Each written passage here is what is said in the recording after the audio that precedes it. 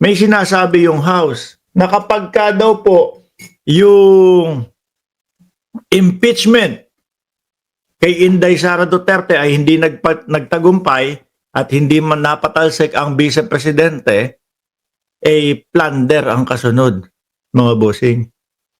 No? Basahin ho natin. Ito, House panel may recommend plunder case versus BP Duterte over 112.5 million confidential funds, mga kababayan.